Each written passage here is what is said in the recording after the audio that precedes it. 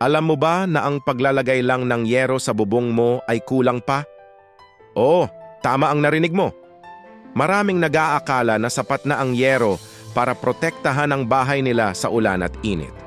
Pero may isang secret weapon ang mga smart home owners na dapat mo ring malaman, ang roof underlayment. Isipin mo ito bilang isang extra layer of defense. Ito yung silent protector sa ilalim ng yero mo.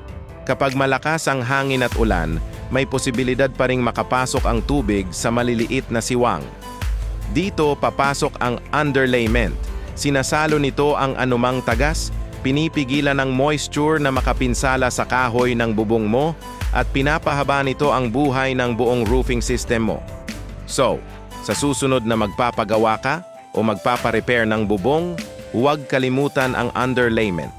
Ito ay isang maliit na investment para sa pangmatagalang kapayapaan ng isip at proteksyon ng iyong tahanan. Kung nakatulong sa iyo ang tip na ito, huwag kalimutang mag-like, share at mag-subscribe para sa mas marami pang smart home tips. Hanggang sa muli,